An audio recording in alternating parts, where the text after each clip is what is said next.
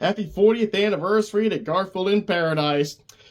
This is definitely a really good special. Not my favorite Garfield special, but a really good one because it makes you feel good and it relaxes you so when you watch it. Like you're on vacation. When you just want to take a vacation at home, watch this special. You'll be all relaxed. I had a stressful day at work yesterday, so thankfully I remember today was the anniversary, so I watched it. Feel a lot better. Well, this is based off a number of comic strips from the earlier Garfield days. I have the book with the comic strips in them, so I was able to identify where they were from and all that stuff. And so I know what was from the comic strips and what wasn't. A lot of stuff wasn't. A lot of the stuff is original. Some of the stuff did get altered. There are two of them that I'm aware of. Okay, this thing starts off with them at the airport, and first it shows the airport, and we get this nice, relaxing song to let us know that there's going to be a horrible experience for Garfield and John. But it works out at the end. Okay, they get on board the plane. Garfield angrily has to dress up like John's son. And then we get the first scene based off a comic strip where that lady's asking John where are they at. He's like third class because he doesn't want to say it out loud, but whenever she can't hear him twice, he finally yells it, and she tells you're in the back with the rest of the slime. In other words, get away from me! Well, they go back there. Garfield then reenacts a scene from another comic strip where he's under the impression the plane's on fire. He tries to get off, and John's like, we're still on the ground. And when Garfield's like bails out, but John grabs him and sits him back down. Hell, Garfield's bummed out that they're going to a place called Paradise World when he wants to go to Hawaii. Paradise World is like a cheap version of Hawaii. He has a fantasy about him being this famous singer going on his way to Hawaii, where all the lady cats who look like they belong on that sitcom's Mama's Family, which is a good reason, which fits because that show was airing when this special aired. I mean, when you look at all the lady cats, you definitely like those are Mama's Family or Golden Girls. They look like they're from one of those sitcoms. They all look like old retired mothers. Okay, Lenny, I believe, is the name of the one who introduces him. He was like a beaver just with a cat tail. I'm pretty sure he was originally supposed to be one. They said, no, make him a cat. Well, we get our first song in the thing, but when it comes to the hula dancers that are singing with him, if you pay attention, when there's one part where they sing but their mouths don't move until they're like halfway done with the lyric. Well, after he sings that song, they all cheer, and then he gets the pride of his life when the old lady fan shows up, which is Honey wearing that bondage dress. Where did she come from? Back off, lady! I'm a big star, don't you touch me! Boney bites his arm and goes, ah! Oh, goodness, a redesign. Oh, man, you could have put Aunt Gladys from Weapons in that audience. I can see that. Oh, boy. Well, when the fantasy's over with, it gets over with because it gets interrupted by turbulence, which is causing John Garfield to go bounce like no more. Garfield flips side with his hand on his rear end, and he says with his arms crossed, whoever said getting there is half the fun should be drawn down the street and shot. They land on Paradise World, which is a pretty beautiful looking island, even for the animation. I'm like, what would be so bad about this place? Well, you're about to find out why. When they land, John's trying to make everything great. Smell that air. Garfield's like, it's jet fuel. Let's go. Look, it's that service for you. And John Garfield's mad at him for saying that. And whenever he says, John, you look on the bright side of a track, John has a reaction like he can hear Garfield. It's like from time to time this does happen. Well, they go check into their motel, the cheapest room. The guy who's a hotel clerk who owns the place has sleaze written all over him. And he doesn't even know where the beach is. It turns out he falsely advertised it. We called it the Seaside Hotel. He says he got a pool in back. And when they go to their room, the door just collapses when John locks it. So letting you know you have to lock the door to get nowhere to keep it up. And then now, this is from the comic strip show when John tells Garfield there's the bed, the bathroom's down the hall, any questions? Now in the comic strip, when Garfield says, where are you going to sleep, and jumps on the bed, it stays perfectly fine, but for this, they altered it where it collapses down.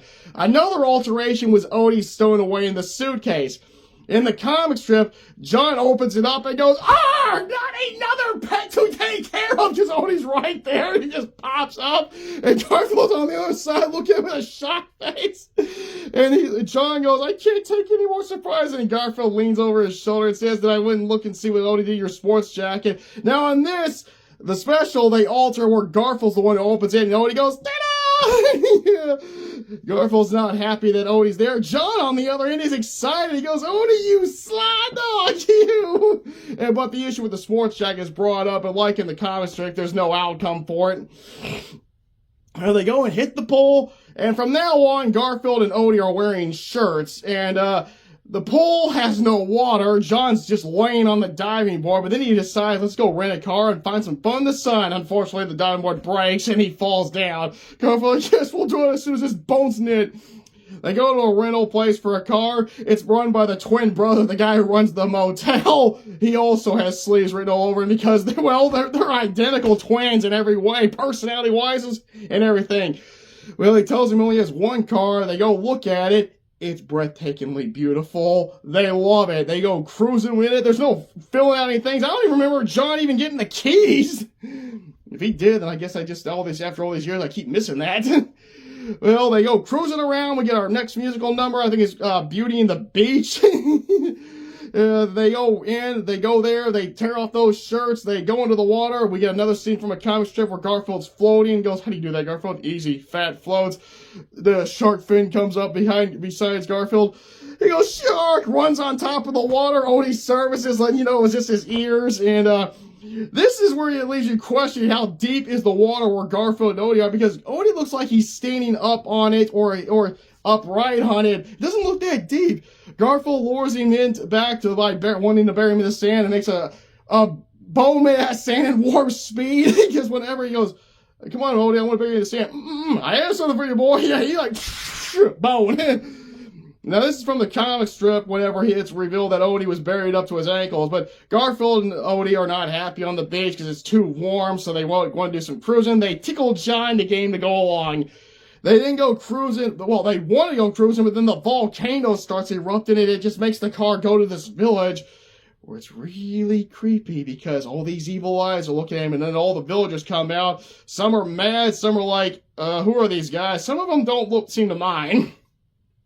Then the little one, Pigeon is his name, I believe. I just watched it. His name's Pigeon. If it's not Pigeon, then what the heck is wrong with my memory? Well, he sees the car, they start worshiping it, and Garfield, John, and Odie think that they're worshiping them at first until they get the message that it's the car. The chief, who has got, oh man, is this guy got like stereotype written on him as well. He tells them the whole story about who they are and what happened with the volcano. Now, earlier in the comic strips, when Grease was taken off, Jim Davis did put John Travolta in his, mention him a lot. So, of course, they finally used a John Travolta Grease, I think it's Danny. I haven't seen Grease in so long. Please forgive me if I forgot his name, but I do believe it was Danny. They tell us a flashback. This guy shows up, waves at them, starts teaching them the ways of the world back in 1957. But when the volcano is about to erupt, he just knows what to do. He just drives into it, causing it to erupt in real-life fireworks. Not animated fireworks, real-life fireworks. But now the volcano is up, angry again. Well, the chief basically decides to help them get their car fixed. He summons his goon Monkey, an idiot. He tries to fix it by just performing this chant, but the chief just, "Raise the hood, mango brain!" Oh, yeah! He then threatens the guy's life that if he doesn't fix it by dark, he's shit. John's freaked out. Monkey's freaked out. Odie's freaked out. Garfield's smiling. I like him! Well, the chief introduces him to his daughter and her cat. When John and Odie hear that first, they smile and joy. But when they see the fat, ugly woman and the fat, ugly cat, they get it. John freaks out. Garfield even does the old sticking his tongue out in disgust. But then the beautiful princess and the beautiful cat show up. And it's love at first sight. Oh, boy. Well, they walk. They already automatically are getting along. They're in love. John and Princess Aouda, I believe is her name, have a musical number. Final song. There's only 3 songs in this entire thing. Well, They kiss, and then it goes back to Monkey and Odie. Monkey thinks there's an evil spirit in the car, that's why it's acting up. The volcano starts going crazy again. And then Princess Aouda believes she has to sacrifice herself and her cat. When she picks up her cat, Mai Tai, I believe is her name, protests. Garfield's like, bye. She's still protesting when Aouda's carrying her off. And the villagers are like, throw her in, way in. When John's like, I can't believe she's doing this. Garfield doesn't care about better her than I. And they go with the chief. The chief is okay with it. He goes, John says, does it appease the guy? He goes, no, it plugs up the hole. Oh, man. This guy has no emotion over the fact that his daughter's going to sacrifice herself. He seems to have the same personality that he has, the coolness and all that stuff that he had when they first met.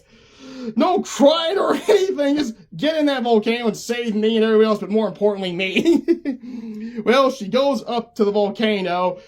It roars, knocking her down. Her cat escapes. She tries again. It roars. She hangs onto the side. She goes rolling down, and well, now she's right where John the Chief and everyone, John the Chief are, which is pretty far down. So she had one heck of a backwards roll down that down that volcano. Pigeon goes up there, talks to the volcano, finds out it wants the car, which makes John get depressed over the fact that now there goes his damage deposit. Aouda was about to sacrifice herself, but he seems more horrified about the car being sacrificed than, well, her. Well, Pigeon tells Monkey and Odie. Odie and Monkey finally fix the car. Odie fixes it by tapping the part with a hammer after he tries pulling the wires out with the electrical stuff going on. And when they're driving, you hear that heroic music. Monkey is going, go, baby, go, with the evil eyes, and his teeth now are flat when they were round when he said, oh, yeah. Well, they drive in there. Odie's freaked out. Monkey's freaked out. Garfield's freaking out because first he's going, that boy, Odie, go for it. And then he's like, jump off, Odie, jump off. But when they go in, the volcano roars out, and then the ghost of the cruiser comes out. Now, this leads me to believe that the real issue was the ghost of the cruiser's spirit had been trapped in there, and when he sensed the car nearby, he took control of it, and he needed the car to be sacrificed so he could finally be released and finally go to the afterlife, because when he gets out, he waves goodbye and then drives off with a fire trail. So that's what I think is what really happened. But whenever the others, they all come up there. Now the chief is a little sad that Monkey died, but he's kind of also heckling him. He's like, why don't you just stop and shove the car in? Garfield's really sad that Odie's gone. Excuse me. Okay.